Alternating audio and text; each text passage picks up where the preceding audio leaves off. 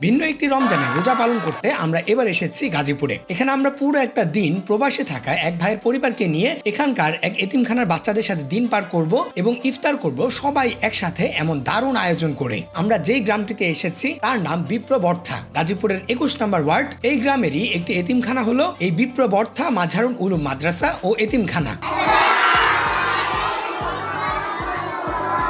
গ্রামের মানুষের সহায়তা চলছে এর পুরো কার্যক্রম, যেখানে অনুদান দিয়ে থাকেন এখানকার গ্রামের প্রচুর প্রবাসী ভাইয়েরা, যাদের কষ্টে অর্জিত পাঠানো বেশিরভাগ রেমিটেন্সের মাধ্যমে বেড়ে ওঠে এক একজন ছাত্র। যেই ভাইয়েরা এই রমজান মাসেও নিজের পরিবার থেকে পড়ে আছেন মাইল থেকে মাইল দূরে। রেমিটেন্স যোদ্ধা এমনই একটা পরিবারের সাথে আমরা কথা বলতে যাই সেখানে। আমরা এবার চলে আসছি এই গ্রামের একটি পরিবারের কাছে, যাদের ছেলেরা বিগত 3 বছরের বেশি সময় ধরে দেশের বাইরে থাকে। ওনারা আছেন সৌদি আরবে এবং সেখান থেকেই তারা এখানে বিকাশে রেমিটেন্স পাঠান। আমরা এবার কথা বলবো সেই পরিবারের বাবা মায়ের সাথে।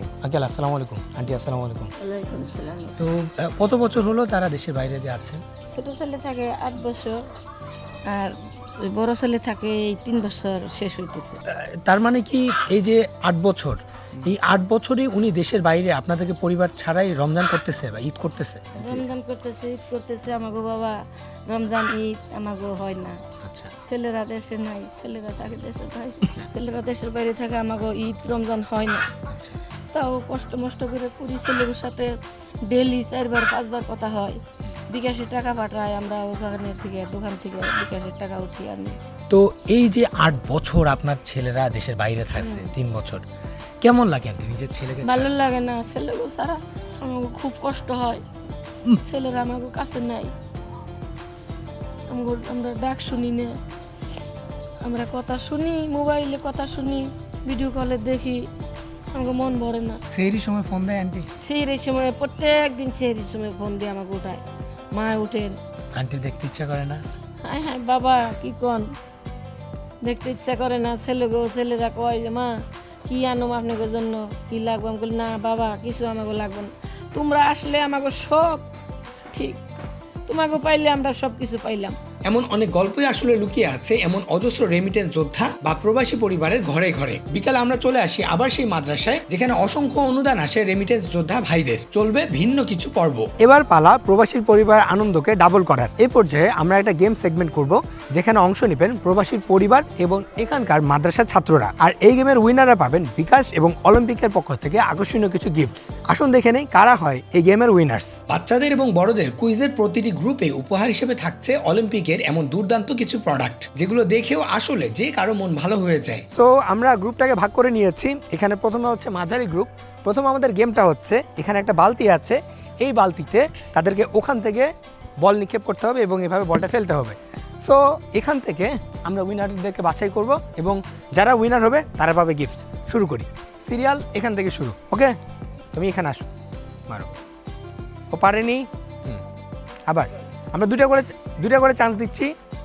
পারেনি, রেডি, দাও। ইয়ে!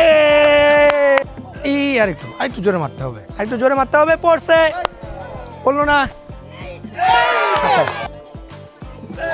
না, ফলো, ও ডাবল ফেলতে পারছে, সাবাস। না, প্রত্যেক গ্রুপে আমরা উইনার নিব 5 জন। প্রথম গ্রুপে একবারে আমরা 5 জন পাইনি, তাই বাদ পড়াদেরকে সুযোগ দেওয়া হলো আরেকবার এবং সেখান থেকেই পেয়ে যাই 5 জনকেই। মাঝারি পর্ব শেষে বড় বাচ্চাদের পর্ব। এই পর্বে আমরা তাদেরকে টার্গেট দেই স্টাম্পে বল লাগাতে। আগের মতোই 2টো করে চান্স এবং সেখান থেকেই 5 জন হবে উইনার। জোরে, এই তো একটু জন্য সমস্যা নাই, মারো। ফু, আরে সাবাস। এই আরেকটু নাও বাবা, এই তো গুড। রেডি, 1 2 3, শাবাশ। আবার আরেকবার, আবার দুইটা লাগাইছে, দুইটা লাগছে। যদিও প্রথম চান্সে আমরা 5 জন পাইনি, দিতে হয়েছিল আরেকটি চান্স এবং সেখান থেকে আমরা পেয়ে যাই আমাদের বড়দের গ্রুপের 5 জন উইনারকে। এবার আমাদের তৃতীয় পর্ব শুরু হবে। তৃতীয় পর্বের খেলাটা হচ্ছে, এখান থেকে তাদেরকে বল নিক্ষেপ করতে হবে, যে যত দূরে বল নিক্ষেপ করতে পারবে সে হবে উইনার। আসেন শুরু করি। বাবা পা বাইরে রাখা যাবে না, হ্যাঁ, ভেতর থেকে মারো, জোরে মারো। আচ্ছা ধরো। কিন্তু এই পর্বে আমাদের ডাবল চান্স দিতে হয়নি। তাদের ছোড়া বলের মধ্যেই যারা সবচেয়ে বেশি দূরে পাঠিয়েছে তাদের মধ্য থেকে প্রথম 5 জন হয় আমাদের উইনার। যদিও প্রতিটি পর্বে শেষেই চলে আমাদের প্রতিটি পর্বের উইনারদেরকে অলিম্পিকের পক্ষ থেকে দেওয়া উপহারের পর্ব। বাচ্চা কাচ্চাদের পর্ব শেষ, আমরা এবার যাবো বড়দের পর্বে। বড়দের পর্বে তারা কোনো খেলাধুলা করবে না, তারা করবে কুইজ পর্ব। তো আমরা চলে যাই এবার বড়দের পর্বে। আপনার কাছে খুব সহজ একটা প্রশ্ন, বিকাশে একবারে সর্বোচ্চ কত টাকা পাঠানো যায়? 2,50,000 টাকা। 2,50,000 টাকা, রাইট অ্যান্সার। আপনার কাছে খুব সহজ একটা প্রশ্ন, যেহেতু আপনাদের এখানে খুব বিকাশে রেমিটেন্স আসে, সো রেমিটেন্স নিয়ে এবার আপনার কাছে প্রশ্ন, সেটা হচ্ছে এটিএম থেকে রেমিটেন্সে ক্যাশ আউট চার্জ হাজারে কত টাকা? 1060 টাকা। 60 টাকা, সাবাস। ইয়াস, বিকাশে কেউ যদি কাউকে রেমিটেন্স পাঠায় তাহলে সেই রেমিটেন্স কখন পাওয়া যায়? ইনস্ট্যান্ট। সাবাস, ইনস্ট্যান্ট। বিকাশে প্রণোদনা যেটা দেয়, কত পার্সেন্ট প্রণোদনা দেয়? 2.5%। আচ্ছা ভাই, আপনার তো রেমিটেন্স আসে, আপনি যে বিকাশ ইউজ করেন এটার আসলে সুবিধাগুলো কি, মানে কি ধরনের সুবিধা? আমাকে 2-3টা সুবিধা বলতে পারবেন? জাস্ট 3টা সুবিধা। রেমিটেন্সের ব্যাপারে হ্যাঁ, জাস্ট 3টা সুবিধা বলতে পারবেন? রেমিটেন্সের মানে তাৎক্ষণিক ইনস্ট্যান্ট মানে টাকাটা আসে। ওকে। আর আপনার এটিএম বুথ থেকে 60 টাকা ক্যাশ আউট আর 2.5% প্রণোদনা আসে। প্রণোদনা আসে, সাবাস। এই তো খুব সুন্দর 3টা পয়েন্ট বলেছেন।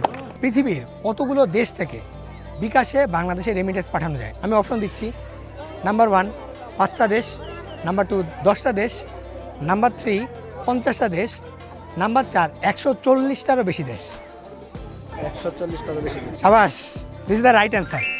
পুরো পৃথিবীর 140টারও বেশি দেশ থেকে বাংলাদেশে বিকাশের রেমিটেন্সে টাকা পাঠানো যায়, এবং সেই রেমিটেন্স যোদ্ধা প্রবাসী পরিবারের সদস্য ও অন্যান্যদের মধ্যে গিফট দেওয়ার মধ্য দিয়ে শেষ হয়ে যায় আমাদের সেদিনের আনন্দ ভাগাভাগির পর্বটাও, যেটা সত্যিই ছিল সবার জন্য অনেক অনেক আনন্দের। গিফট মন ভালো করার একটা ব্যাপার, আর এরকম সারপ্রাইজ পেতে কার না ভালো লাগে। আমাদের নিজেদের ভালো লাগছে প্রবাসী পরিবারদের সাথে নিজেদের আনন্দটাকে ভাগাভাগি করে নিতে। এরকম একটা ইনিশিয়েটিভের সাথে থাকতে পেরে নিজেকে অনেক ধন্য মনে হচ্ছে, এরকম চমৎকার একটা ইনিশিয়েটিভ হাতে নেওয়ার জন্য। যদিও সবার শেষে একসাথে আমরা এলাকার সবাই, সাথে সেই প্রবাসী ভাইয়ের পরিবারের সদস্য, মাদ্রাসা বা এতিমখানা বাচ্চারা সহ একসাথে মসজিদের সামনে ইফতার করি। এভাবে গ্রামীণ পরিবেশে এত মানুষ একসাথে ইফতারের আয়োজনটাও ছিল মন ভালো করার মতো। মন থেকে এই আশা করব যেন বিকাশের এমন আয়োজন বজায় থাকে প্রতিটি বছর।